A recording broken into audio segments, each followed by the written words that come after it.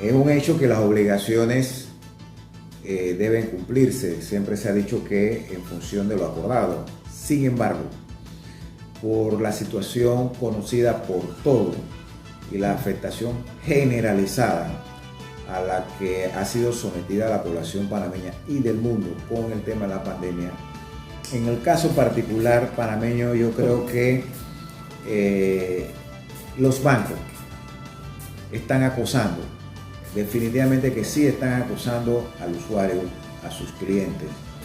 y los bancos están incumpliendo con su compromiso público que ellos hicieron el año pasado, en la cual manifestaron que por el tema de la pandemia, las obligaciones generalmente de casa y de consumo, es decir, préstamo de auto y esas cosas, ellos la prorrogarían para el último año de la obligación que la persona tuviese. Es decir, que si eso se daba, y recuerdo que se habló de 7 meses más, que si eso se daba, ellos, esas cuotas que usted iba o que iba a dejar de pagar por la pandemia, la iban a trasladar al final del préstamo. O en todo caso, la iban a conversar con el cliente. Ahora han cogido como tema que el cliente, si no va, ellos quieren ejecutar los contratos, y a mi juicio ellos están incumpliendo con una promesa pública que se hizo en la presidencia de la República, y así como le mintieron al presidente de la República, están demostrando esa mentira al público. Y yo debo decirle algo, desde el punto de vista jurídico, ese compromiso público que ellos adquirieron a través de la asociación bancaria, que es la asociación que los representa a ellos, se convierte en nuestra legislación en un cuasicontrato. Esa figura del cuasicontrato surge cuando una persona que tiene un derecho públicamente manifiesta una situación, y esa manifestación se convierte en una obligación para él dentro del contrato. De manera que mi llamado sería al órgano judicial que toda demanda, toda acción cautelar que en función de esta situación se presente por parte de los bancos, generalmente en materia de hipoteca y en materia de consumo de créditos personales de auto y eso, deben considerar no el trámite tradicional, sino que está incorporado porque fue público y notorio ante el país que ellos se obligaron a trasladar esa obligación al final de los contratos. Y por ende, a todos los colegas abogados yo les digo que partamos en una situación como esa, con las excepciones dentro del proceso ejecutivo que los bancos quieran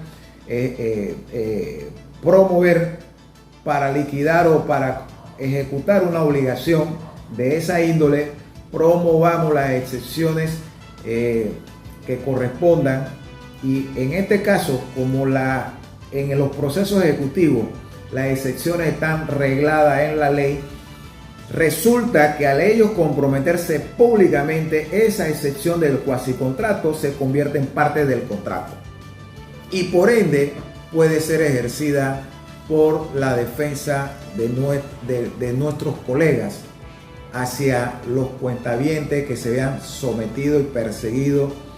por los bancos en estas circunstancias. Significa, licenciado, que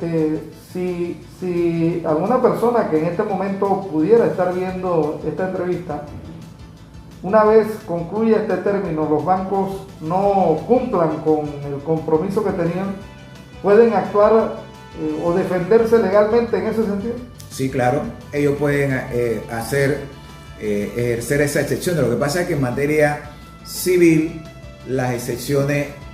y sobre todo en procesos ejecutivos del tipo con los bancos son regladas.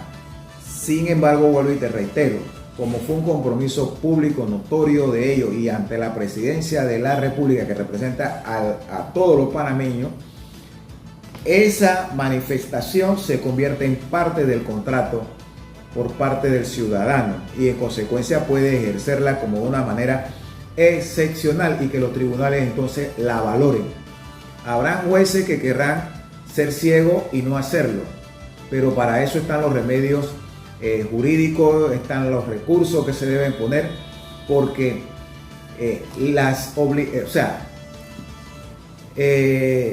los contratos se vuelven ley entre las partes. Y ellos públicamente manifestaron esa situación y eso se considera como un acto proveniente de un cuasi contrato, una obligación de los bancos, y tenemos que hacérsela respetar en los tribunales. Si se diera el caso de que los bancos no cumplan eso, ¿cuál debiera ser la actuación del Ejecutivo en ese sentido? Bueno, yo creo que el Ejecutivo nos habló en un tiempo, se habló incluso de un dinero que se había puesto como para garantizar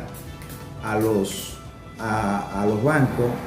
y los bancos no han tenido pérdida, por el contrario, han tenido ganancias. Entonces mi sugerencia al Ejecutivo sería, ¿sabe qué? Esos $1.000 millones que se destinaron para solvencia de los bancos, tómenlo, póngalo en un fideicomiso en el Banco Nacional y que se convierta en un fondo de protección para el ciudadano en materia de sus hipotecas residenciales y de sus obligaciones de consumo. ¿Por qué te hablo de ese fideicomiso? Es decir, que el ciudadano que se sienta que no puede y pueda demostrar que ha sido afectado por la pandemia pueda protegerse allí, para que con ese fideicomiso el Banco Nacional pueda conversar con el banco y se le dé la garantía al banco que si el ciudadano dentro de un término perentorio, ponte 6 meses, 1 año, no se ha nivelado,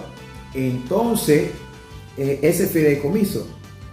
pudiera servir de respaldo o de fórmula de cancelar la obligación del ciudadano y que el Banco Nacional recoja entonces ese crédito ya del ciudadano para que no se afecte el banco privado, no se afecte el ciudadano y el gobierno le dé el uso social correspondiente a esos dineros.